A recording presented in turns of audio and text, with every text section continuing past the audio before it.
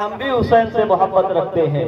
حضرت امام حسین کا گردن مبارک تلوار کے نیچے تھا، لیکن جب نماز کا وقت آیا تو حسین نے نماز ادا کیا۔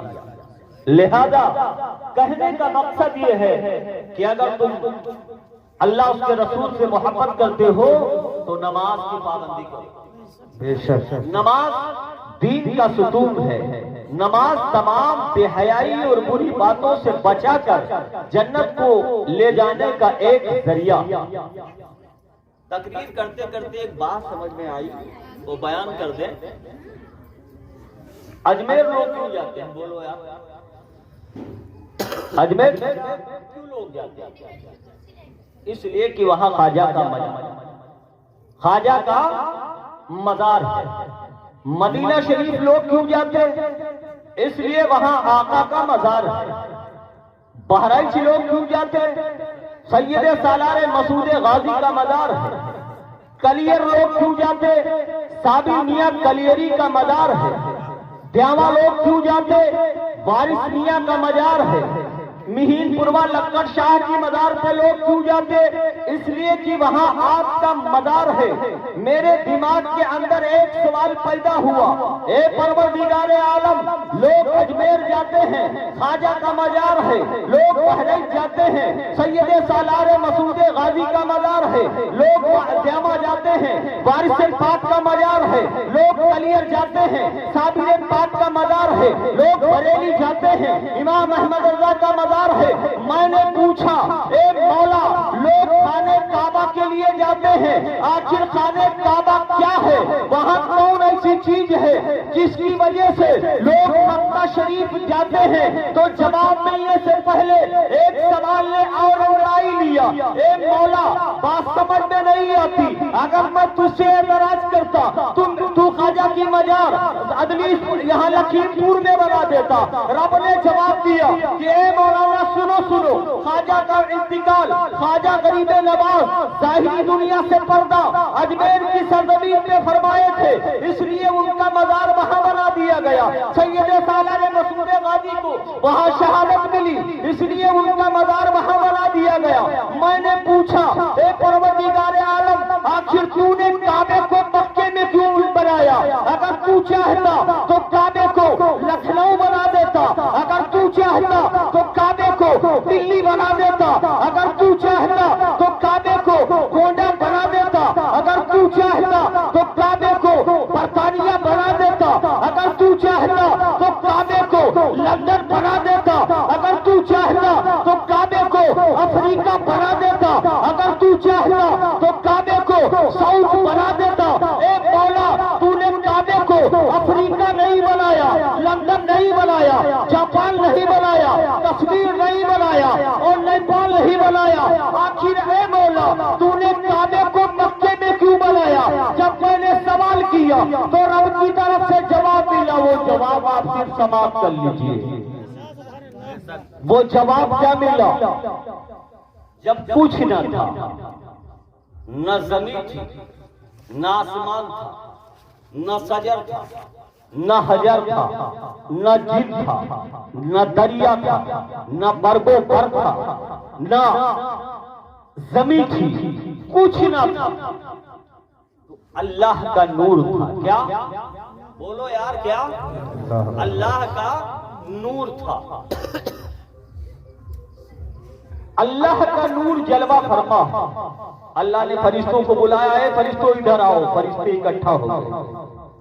رب نے فرشتوں سے مشورہ لیا کہ اے فرشتوں، میری رائے ہے، میرا مشورہ ہے کہ ایک دنیا بنائی جائے، ایک دنیا بنائی جائے اور میں اپنے نور سے ایک محبوب بناؤں جس کا نام محمد عربی ہے۔ سبحان اللہ، سبحان اللہ۔ اور دنیا بنائی جائے اور اس میں انسانوں کو بساؤں، عورتیں ہوں، آدمی ہوں، آبادی بڑھے۔ تو جب یہ بات فرشتوں نے سنا تو فرشتوں نے کہا، یا اللہ، یہ بات ہمیں پسند نہیں، اس لیے کہ جب تو دنیا بنائے گا، انسانوں کو بنائے گا تو لوگ دنیا پہ گندگی کریں گے، قتل و قتال کریں گے، گناہ کریں گے، تمام خرافات کریں گے۔ لہذا میری رائے ہے کہ اے مولا دنیا نہ بنائی جائے، دنیا کو قائم نہ کیا جائے۔ تو یہ بات رب کو ناگوارا گزری، یہ بات رب کے نور کو ناگوارا گزری، تو رب تبارک و تعالیٰ کا نور جلال میں آ گیا۔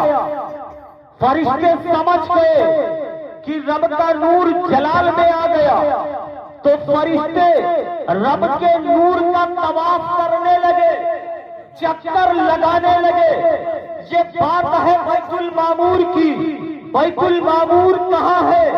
بیت المعمور ٹھیک وہاں ہے کعبے، جہاں مکے کے اندر کعبہ بنا ہے، مکے کی سرزمین کے اوپر کعبہ بنا ہے۔ تو جب فرشتے رب کے نور کا چکر لگانے لگے تو یہ ادا رب کو اتنا پسند آئی کہ رب نے فرمایا اے فرشتوں تم اس کے ٹھیک جاؤ اور کعبہ تعمیر کرو اور کعبہ بناؤ، اور جب تم کعبہ بناؤ گے میں دنیا بساؤں گا۔ دنیا کے رہنے والے لوگ گناہ کریں گے اور کرنے کے بعد آئیں گے کعبے کا طواف کریں گے، تو میں تمہارے گناہوں کو ایسے پاک و صاف کر دوں گا، ان کے گناہوں کو ایسے پاک و صاف کر دوں گا جیسا کہ فرشتوں سبحان اللہ سبحان اللہ۔ جیسا کہ فرشتوں نعرہ تکبیر، نعرہ تکبیر، نعرہ رسالت، نعرہ رسالت، مسلک اعلیٰ حضرات، مسلک اعلیٰ حضرات، محفل میلاد النبی، علماء اہل سنت، نعرہ تکبیر، نعرہ رسالت۔ سبحان اللہ۔ تم ہو، اس سے کہا فرشتوں سے، فرشتے گناہوں سے پاک۔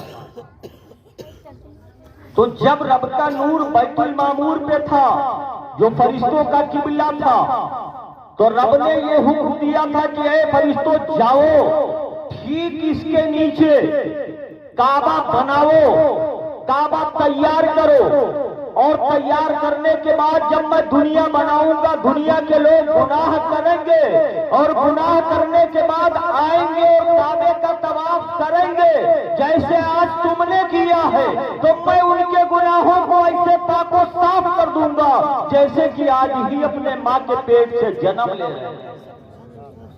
لیکن اب کچھ حاجی جاتے ہیں تو اس ارادے سے جاتے ہیں کہ میں حج کر کے آؤں گا تو لوگ حاجی صاحب کہہ کے پکاریں گے۔ کیا کہیں گے؟ حاجی صاحب۔ اور سونا سعودی میں اچھا ملتا، تو میں جب وہاں جاؤں گا تو سونا لے کے آؤں گا، آنے کے بعد یہاں بیچوں گا، پیسہ ہوگا، پھر جاؤں گا، پھر لاؤں گا، پھر جاؤں گا، پھر لاؤں گا، پھر جاؤں گا، پھر لاؤں گا۔ تو ایسا حاجی اگر مدینے میں مر جائے جس کی نیت یہ ہو تو فرشتے اس کی روح کو گھسیٹ کر بھارت کی زمین کے اوپر لاتے ہیں، اور اگر کوئی عاشق رسول دنیا کے اندر مر جائے جو نبی سے محبت رکھتا ہو تو فرشتے اس کی روح کو مدینہ پاک کے اندر دفن کرتے ہیں۔ سبحان اللہ، بہت خوب، ماشاءاللہ۔ قبر میں جو پوچھیں گے فرشتے کہہ دیں گے سرکار میرے، اور سونے دو آرام سے اس کو، یہ تو میرا دیوانہ ہے۔ سبحان اللہ سبحان اللہ۔ ہر آدمی کی یہ تمنا ہونا چاہیے کہ پروردگار عالم ہمیں بھی حج نصیب فرمائے، اور یہ دعا ہونا چاہیے کہ مولا جب میں واپس آؤں تو میرا کردار بدل جائے، میرا کریکٹر بدل جائے، میری دنیا بدل جائے، میرا جینا بدل جائے، میرا اٹھنا بدل جائے، میرا کھانا بدل جائے، تاکہ اور لوگ مجھے دیکھ کے در سے عبرت حاصل کریں۔ اور یہ بات میں نے حدیث پاک کے اندر پڑھی کہ آدمی نماز پڑھتا اور نماز پڑھ کے چوری بھی کرتا، اور قرآن فرما رہا ہے ان الصلاۃ تنہا عن الفحشاء والمنکر، نماز بے حیائی اور بری باتوں سے روکتی ہے۔ اور آدمی شراب بھی پیتا، نماز بھی پڑھتا، آدمی جوا بھی کھیلتا، نماز بھی پڑھتا، آدمی دوسرے کا کھیت بھی کاٹتا، نماز بھی پڑھتا، آدمی چگلی بھی کرتا، نماز بھی پڑھتا، اور قرآن فرما رہا ہے کہ نماز بے حیائی اور بری باتوں سے روکتی۔ تو میں نے جب تفسیر کا مطالعہ کیا تو تفسیر کے اندر یہ ملا کہ اگر کوئی ایسا ہے جو نماز بھی پڑھتا، چوری بھی کرتا، نماز بھی پڑھتا، زنا بھی کرتا، نماز بھی پڑھتا، شراب بھی پیتا، تو سمجھ لینا کہ اس کی نماز رب کی بارگاہ میں قبول نہیں ہوتی ہے۔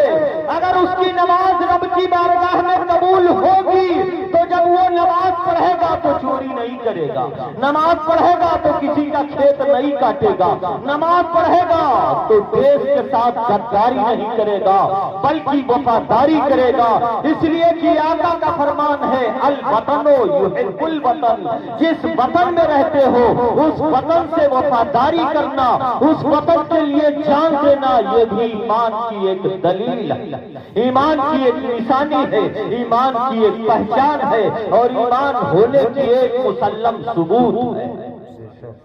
علامہ اقبال نے بہت دن پہلے کہا تھا کہ سارے جہاں سے اچھا ہندوستان ہمارا، سارے جہاں سے اچھا ہندوستان ہمارا، ہم بلبلے ہیں اس لیے گلستہ ہمارا۔ بلبل تو آپ جانتے ہوں گے چڑیا، اور گلستہ کا معنی ہوتا ہے باغیچہ۔ علامہ اقبال نے بہت دن پہلے کہا تھا ہم بلبلے ہیں اس کی، یہ گلستہ ہے ہمارا۔ تو جب یہ کہا تو تمام مولویوں نے فتویٰ لگانا شروع کر دیا کہ علامہ اقبال تم نے یہ کہہ دیا سارے جہاں سے اچھا، کیا مدینے سے اچھا، کیا مکے سے اچھا، کیا اور ملکوں سے اچھا بھارت ہے؟ تو علامہ اقبال نے جواب دیا تھا سنو، مدینہ اس لیے بلندی والا ہے کہ وہاں آقا کا مزار ہے، اور کعبہ اس لیے فضیلت، مکہ اس لیے فضیلت والا ہے کہ وہاں کعبہ شریف ہے، اور بھارت اس لیے ہم بھارت کی تعریف کرتے ہیں کہ ہم بھارت کے واسی ہیں، اور نبی نے فرمایا ہے الوطن یحب الوطن، جس وطن میں رہو اس وطن سے محبت کرو، اس وطن کی گیت گاؤ۔ لہذا ہم بھارت کے اندر رہتے ہیں، بھارت کا نمک کھاتے ہیں، بھارت کی زمین پہ رہتے ہیں، ہمارے لیے بھارت کی تعریف کرنا یہ ایمان کی دلیل ہے، ایمان کی پہچان۔ تو میں بیان کر رہا تھا نماز کے بارے میں، بات تھوڑا سا الگ ہٹ گئی۔ تو حج کی بھی ایک پہچان ہے، آپ نے دیکھا ہوگا کہ بہت سارے حاجی جاتے ہیں، ہم نے بہت سارے حاجیوں کو دیکھا، اس میں سے کچھ ایسے حاجی دیکھا کہ جن کے ہاتھ میں تسبیح ہوتی ہے، کمر پہ تسبیح ان کی رکھی، لا الہ الا اللہ لا الہ الا اللہ، کپڑوا کہاں ڈالے رہا چہرہ کے نہیں ڈالے رہا، لا الہ الا اللہ لا الہ ہے نا، اور حاجی ہوئی گئے۔ تو آپ سمجھ لینا کہ ان کا حج رب، میں نہیں کہتا، حدیث پاک کہتی ہے اگر حاجی حج کر کے آئیں اور آنے کے بعد ان کے معاملات بدل جائے تو ان کا حج رب کی بارگاہ میں قبول ہو گیا۔ تو جن کا حج رب کی بارگاہ میں قبول ہو گیا ان کا مرتبہ دیکھیے، جب میدان محشر کا دن ہوگا، نفسی نفسی کا عالم ہوگا، کوئی کسی کا پرسر حال نہ ہوگا، بیٹی کی ماں کے پاس جائے گی، عرض کرے گی اے امی جان ایک نیکی کی ضرورت پڑ گئی ہے، بیٹا باپ کے پاس جائے گا، بیٹا جواب دے گا اذهبوا الى غیری، ایک دوسرے کے پاس لوگ جائیں گے، آدم کے پاس جائیں گے، آدم جواب دیں گے اذهبوا الى غیری، نوح کے پاس جائیں گے، نوح جواب دیں گے اذهبوا الى غیری، داؤد کے پاس جائیں گے، داؤد جواب دیں گے اذهبوا الى غیری، زکریا کے پاس جائیں گے، زکریا جواب دیں گے اذهبوا الى غیری۔ جب سب نبی پکاریں گے تب پروردگار عالم ارشاد فرمائے گا اے حاجیوں تم بخشش کرو، تم کو بخشش کا مرتبہ دیا گیا ہے، یہی محی الدین اب تک محی الدین ہے، لیکن ابھی جب واپس آئیں گے